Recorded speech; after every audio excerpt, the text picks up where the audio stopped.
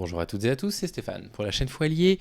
Je vous remercie de me retrouver chez moi et donc chez vous. J'espère que le changement d'heure s'est bien passé pour vous. On va avoir une petite heure de soleil en plus en fin de journée. On va parler de la série Adolescence. Mais je ne vais en révéler quasiment rien. Voilà, je ne vais pas du tout spoiler l'intrigue de la série. Donc si vous n'avez pas vu la série, soyez absolument rassurés. Je vais simplement parler d'un élément qui est tout à fait secondaire dans la série, qui occupe à peu près 5 minutes dans le troisième épisode. Donc si vous n'avez pas vu la série, vous ne serez spoilé de rien. Avant de commencer, je tiens simplement à vous donner mon avis général sur la série, puisque je sais qu'elle est extrêmement populaire. À titre personnel, je ne l'ai pas appréciée énormément, voilà. Je ne l'ai pas trouvé remarquable. Mais voilà, au-delà de son aspect technique et peut-être un petit peu même gadget pour moi, je comprendrais que vous l'ayez beaucoup apprécié et mon intention n'est absolument pas de vous parler de ce que j'ai pensé en voyant la série, donc on met ça de côté. De quoi parle Adolescence? Sans ne rien vous dévoiler, voici l'intrigue, en tout cas du tout début de la série Adolescence. Des policiers interpellent un très jeune adolescent de 12 ou 13 ans, puisqu'il est suspecté du meurtre d'une de ses camarades de classe du même âge, 12 ou 13 ans. Ça, c'est le point de départ d'Adolescence, qui est une série composée de 4 épisodes, d'une heure chacun, et je ne sais pas si vous le savez, mais ce qui a un peu fait parler de la série, c'est le fait que chaque épisode soit tourné en plan séquence, et il semblerait qu'il n'y ait pas réellement de trucage, que ce soit réellement des plans séquences, soit. Bien, cela étant dit. La série, les personnes qui l'ont vue savent exactement pourquoi, j'en parle sur cette chaîne, bien évidemment. Ceux qui ne l'ont pas vu pourraient se dire, c'est bizarre, pourquoi ils parlent d'une série comme ça sur la chaîne. Dans l'épisode 3, qui est un épisode concentré sur un dialogue, principalement, entre deux personnages, on découvre que les adolescents dans cette série, en Angleterre, dans des milieux qui ont l'air d'être des milieux, on va dire, de classe moyenne, peut-être moyenne inférieure, difficile à dire, sont pétris de culture red pill. Je vous explique tout de suite ce qu'on entend par culture red pill. Ça fait longtemps que je n'en ai pas parlé sur la chaîne, mais j'en ai déjà énormément parlé les années passées. Donc si vous suivez la chaîne depuis ses débuts, red pill, vous l'avez entendu plein de fois. Mais le courant red pill, qu'est-ce que c'est? Il s'agit d'un courant qui est né sur des forums américains, qui se base sur le film Matrix. Dans le film Matrix, au départ, lorsque Morpheus rencontre Neo, il dit à Neo, voilà, maintenant que tu sais ce que j'attends de toi, tu as deux possibilités. Soit tu prends la pilule bleue et tu oublies notre entretien et tu retournes à ta vie. Ta vie n'est qu'une simulation informatique. Rien n'est vrai dans cette vie, mais tu y retournes et puis tu vis la vie que tu connais. Ou alors, tu prends la pilule rouge. Et dans ce cas-là, je te fais voir le monde tel qu'il est réellement. Et ensuite, tu assumes les conséquences de ton choix. Et donc, voilà ce qu'est le courant Red Pill. Ce sont des personnes, des masculinistes, qui expliquent que eux, ils voient le monde tel qu'il est. Ils refusent de voir des sortes de représentations faussées du monde. Leur ennemi numéro un sont les courants progressistes, en particulier le féminisme. Les courants Red Pill disent, pour les résumer, que le féminisme est quelque part bâti sur des mensonges, que les femmes ont du pouvoir sur les hommes, c'est elles qui sont au pouvoir en société aujourd'hui, que les hommes sont des victimes, du coup, sont des victimes des femmes, et que les femmes sont victimes elles-mêmes du féminisme si elles deviennent féministes. Et donc, il faut revenir à une culture masculiniste, viriliste, où la place de l'homme redevient naturellement supérieure à celle de la femme. Et donc, il faut arrêter d'essayer de draguer des femmes, parce qu'aujourd'hui, le féminisme leur a mis dans la tête qu'elles avaient le droit de nous dire non. Et donc, ils vont développer toute une série de techniques pour pouvoir contourner le consentement, violer. Voilà, technique pour violer, ni plus ni moins. Et voilà ce qu'est le courant Red Pill. La série aborde ça pendant quelques instants. Et puis finalement laisse le soin au spectateur après de vivre avec cette scène et puis d'en comprendre un petit peu ce qu'il désire en comprendre. Et j'ai plusieurs choses que j'aimerais aborder avec vous. La première des choses qui je trouve est plutôt bien représentée dans cette série, qui est plutôt intéressante, c'est le fait qu'il existe un gap générationnel absolument colossal entre les parents, les générations de parents actuellement qui ont des enfants qui sont à l'âge de l'adolescence. Quand on Red Pill, c'est nouveau, ça a 10 ans, ça fait 10 ans que ça a explosé. Et donc ces choses-là, pour eux, leur paraissent absolument, je sais pas, hors du temps, quoi. C'est quelque chose qu'ils ont du mal à considérer. Ils ont du mal à considérer qu'on puisse même le prendre au sérieux. Ces générations-là ont du mal à considérer que les générations les plus jeunes puissent avoir l'esprit lavé par ces choses-là. Mais de la même façon que les gens de cette génération qui ont une cinquantaine d'années aujourd'hui, entre 40 et 50 ans aujourd'hui, croient comme n'importe qui à des choses un peu absurdes, relaient parfois des fake news grossières, relaient des images évidemment travaillées par l'IA sur les réseaux sociaux, eh bien, leurs enfants croient aussi en des choses absolument absurdes. Le courant incel est abordé au cours de cette scène. Courant incel, c'est un courant de pensée qui consiste à dire qu'il existe des personnes qui sont célibataires de façon involontaire parce que les femmes sont devenues trop électives. Elles décident maintenant, les femmes. Alors c'est sûr que c'était plus facile pour les hommes quand c'est votre père qui vous disait est-ce que la petite du voisin t'intéresse, qui disait oui, qu'il allait voir et puis qui faisait leur petit machin entre eux et puis que voilà, ils vous mariaient à l'âge de 12 ans et puis vous n'avez pas votre mot à dire. Je caricature un peu bien évidemment, mais vous comprenez ce que je veux dire. Aujourd'hui, il y a toutes ces théories qui ont été mises en place, ces théories de l'hypergamie, on en a déjà je ne sais pas combien de fois parlé sur la chaîne, bref, qui expliquent que, eh bien, il faut renverser ça. Les femmes ont le pouvoir désormais sur les hommes, mais il faut renverser ça. Parce que sinon, vous allez rester célibataire.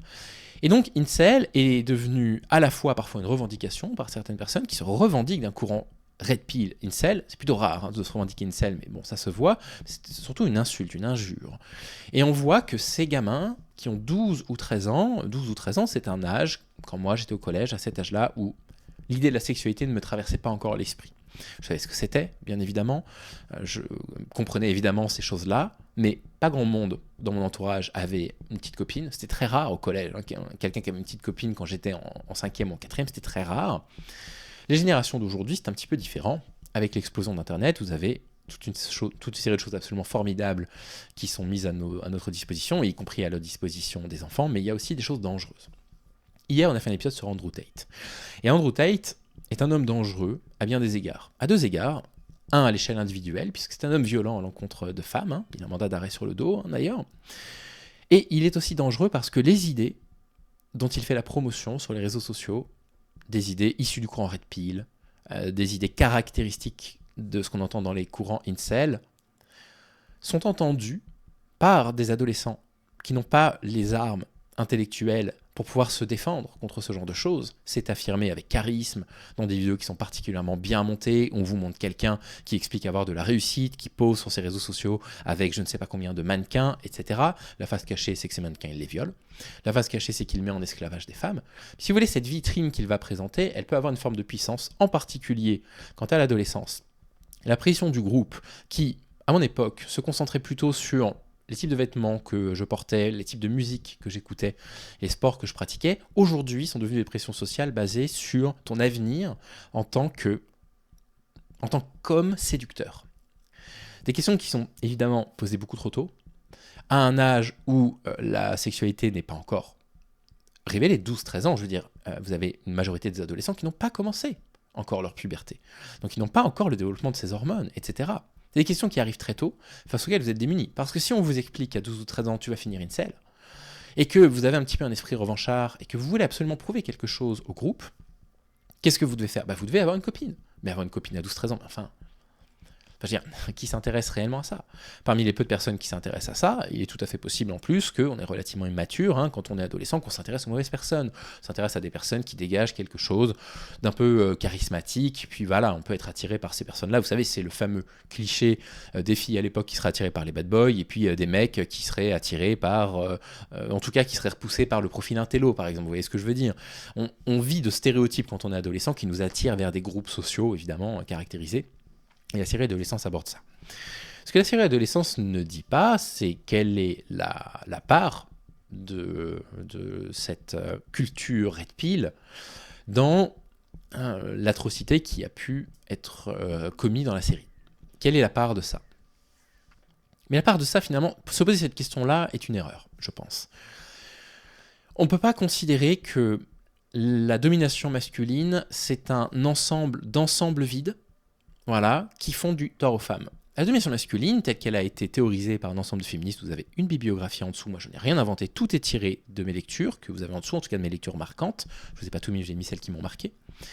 La domination masculine est un continuum de choses, c'est un ensemble de choses qui fonctionnent en vase communiquant les unes avec les autres. On ne vivrait pas dans une société dans laquelle il y a autant de viols si tout le monde était absolument convaincu que le consentement était indispensable à recueillir, que si le désir mutuel était évident. Il n'y aurait pas autant d'agressions physiques sur des femmes si collectivement on n'était pas tous absolument d'accord pour dire qu'une gifle c'est une violence inacceptable et de trop. Ça n'existerait pas. On ne défendrait pas autant les agresseurs sur les réseaux sociaux eh bien probablement que les personnes puissantes ne s'autoriseraient pas autant de comportements. Ce que la série amorce, c'est un petit peu ça. C'est-à-dire qu'en fait, c'est le passage que j'ai trouvé intéressant. La série n'est pas en train de dire la culture masculiniste red pill est responsable du crime. En revanche, ce qu'elle dit, c'est que quand on essaye de comprendre un meurtre misogyne, un féminicide d'une adolescente de 12 ou 13 ans, on ne peut pas ne pas comprendre ce crime en se faisant, on va dire, l'économie d'une compréhension du contexte social dans lequel ces crimes ont lieu aujourd'hui. Et ça, c'est plutôt intéressant. On ne peut pas savoir quelle est la proportion de culpabilité de la culture red pill. La seule chose qu'on peut dire, c'est que l'existence de cette culture red pill est une justification supplémentaire à la domination masculine qui s'exerce par le viol, le féminicide, la violence psychologique, etc., que les hommes exercent sur les femmes. Et donc, ce point de la série adolescence est relativement intéressant, et je suis assez content qu'il soit abordé intelligemment, parce que je pense que les parents des adolescents dans la série, à aucun moment ne peuvent imaginer que leurs enfants tombent sur ce type de contenu quand ils vont sur TikTok. Et pourtant, ces contenus existent. Alors, vous avez toute une façon de réagir à ça. Moi, j'ai créé le Fou Allié pour pouvoir parler de ça à des mecs, pour dire, bah voilà, la situation, elle est telle qu'elle est. On va évidemment pas faire le grand soir et renverser les structures de pouvoir misogynes et sexistes, mais du coup se dire, les structures misogynes, elles sont en place, donc moi je n'ai rien à faire, c'est hypocrite. On a quelque chose à faire, nous, les hommes. Vous avez votre place là-dedans. À savoir intervenir. Quand vous entendez des propos sexistes ou misogynes sur votre lieu de travail, dans votre famille, intervenir. Expliquer, dire que ça ne va pas. Et il n'est pas question de dire que votre papa de 70 ans qui va dire quand vous offrez une poupée à votre fils, les poupées, c'est pas pour les garçons. Il n'est pas question de prétendre que ce propos-là est à traiter avec la même gravité que si cette même personne, votre oncle, n'importe qui, vous disait oui, les viols, c'est un peu exagéré. Bien évidemment que ça n'est pas la même gravité du propos. Je ne suis pas en train de dire qu'il faut réagir de la même façon, etc. Mais en revanche, si on comprend la domination masculine comme un continuum de toutes ces structures de pensée, de toutes ces croyances qui s'entremêlent les unes aux autres, on comprend que penser que s'occuper d'une poupée est quelque chose qui devrait être réservé aux filles, c'est essentialiser les garçons à un rôle plutôt d'agressivité, d'extériorisation, et les femmes à un rôle de care. Et donc, c'est quelque part expliquer à une femme qui serait dans une relation violente que c'est un peu normal que les hommes expriment leur colère par la violence. Ce n'est pas normal, la colère et la violence, ce sont deux choses différentes. La colère est saine, la violence ne l'est pas. Et que c'est un peu le rôle d'une femme de recoller un petit peu les morceaux avec lui, vous comprenez ? Évidemment, je ne suis pas en train de dire que c'est dire la même chose. Dire à un petit garçon, tu lui as offert une poupée, c'est pour les filles, ça n'est pas dire à une femme, c'est normal que ton mari te batte. C'est pas ce que je suis en train de vous dire, ça n'est pas la même gravité. Mais ça se base sur le même stéréotype. Et il est là le truc dans l'adolescence, ce truc un petit peu fin, sur lequel ils ont mis le doigt, sur lequel ils ont choisi de ne pas insister. Et à première vue, je me suis dit, mais c'est dommage, pourquoi ils y vont pas à fond ? Pourquoi on ne va pas le dénoncer ? Eh bien, peut-être parce que la façon dont ils l'ont fait est finalement suffisamment fine pour que certaines personnes puissent se poser des questions. Alors évidemment, les personnes qui ne connaissent pas la culture Red Pill, ils voient ça, ils l'ont oublié. Et probablement que si vous n'aviez jamais entendu Red Pill et Incel, ce passage de 5 minutes du 3e épisode, vous l'aviez déjà oublié. C'est possible. Je l'entends. Et donc, peut-être que le message n'est pas assez martelé.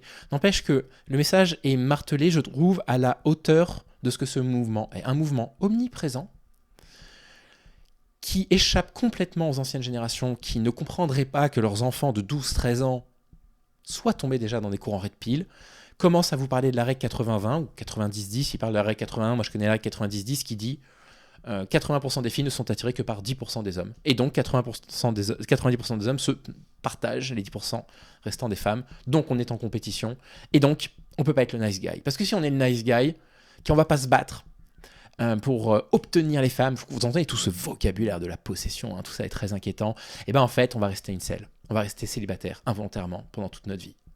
Donc, développer des stratégies d'agresseurs, des stratégies de dominants, etc. pour arriver à votre fin. Cette culture-là existe, elle est très forte, mais elle reste quand même malgré tout connue et comprise d'un petit groupe social, quoi.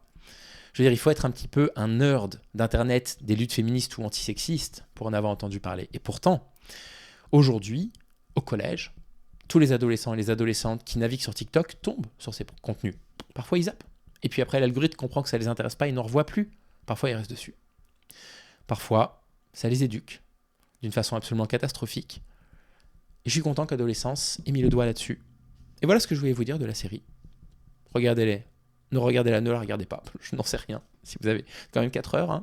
4 heures, vous pouvez voir deux beaux chefs-d'œuvre ou 3 très beaux films. Mais bon, voilà. Ou vous pouvez voir Unruhe 4 fois, éventuellement. Magnifique film, Unruhe. Mais voilà, je voulais vous en parler. C'est dimanche. Voilà, un petit sujet qui détend un tout petit peu l'atmosphère, même si ça parle quand même d'un fait social assez grave, quoi. Et ben, je vous souhaite un excellent week-end. Reposez-vous bien et je vous dis à très vite. Salut les amis.